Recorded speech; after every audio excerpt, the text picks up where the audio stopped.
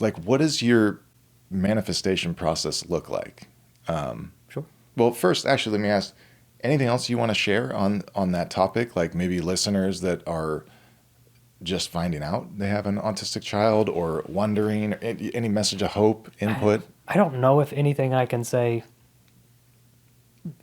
can cut through. I don't know. Because, well, I heard a lot from a lot of people. But it's, at that moment, it's not me, it's not my kid, it's you, and it's your kid. It's your life. Listening to some dude say, oh, you're going to be fine. Is it helpful?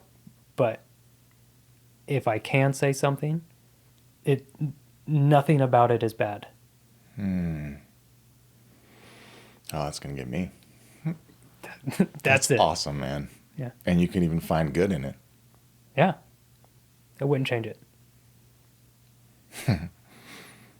That's incredible. And as we sit here and cry, I'll tell you my manifestation process.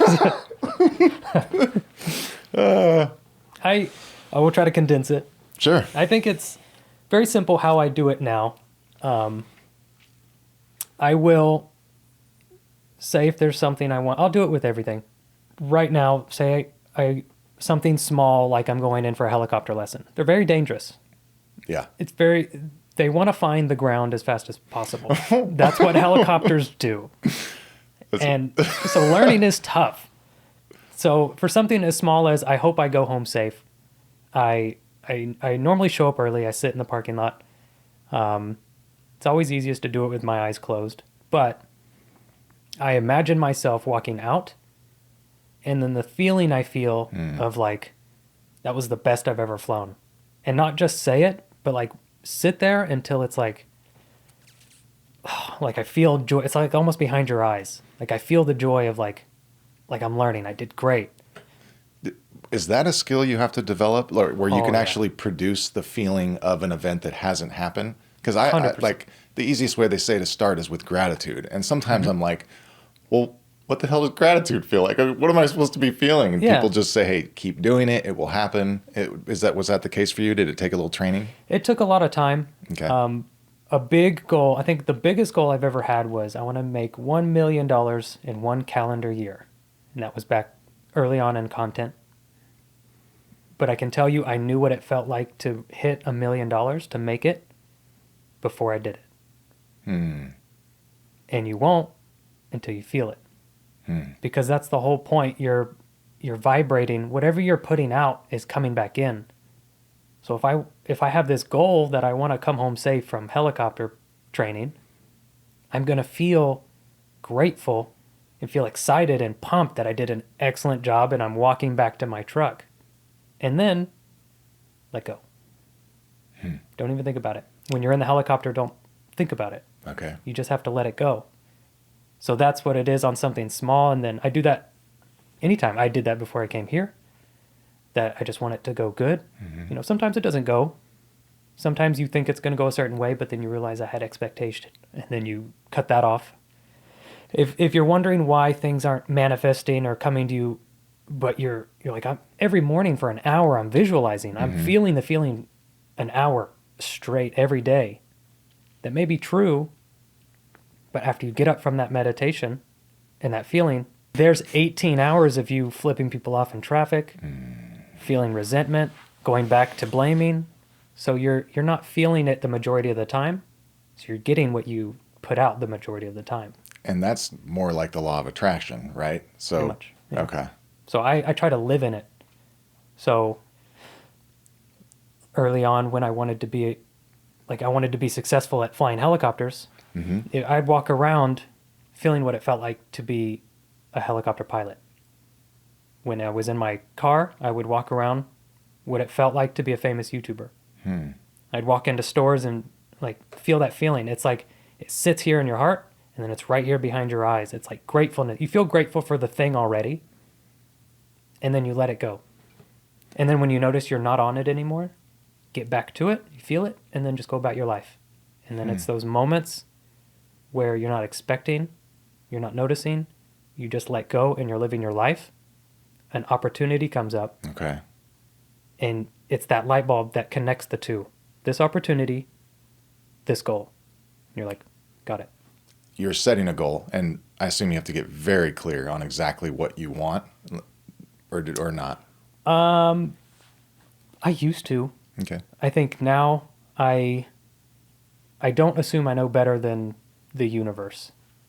So it's like, if you want this promotion. Oh, that takes so much pressure off. I've done so much writing. I need to be in blue socks. Yeah. You know? I was there where you journal about everything, yes. every aspect of it, the vision board. And I'm like, what if I don't know best? What if I'm mid-tier compared to what could be? So most of the time, like, I made all these big money goals because I wanted to feel a certain way. I was like, why don't I just feel a certain way and see what money comes to me? So I've started doing that, and I've never made $1 million in a calendar year. I've made a lot more. Oh. So if you would have put that cap on it, I would have made $1 million a year and been happy. But you never know what's around the corner. You may want this job opportunity, but what's the feeling? Get that feeling, not the outcome.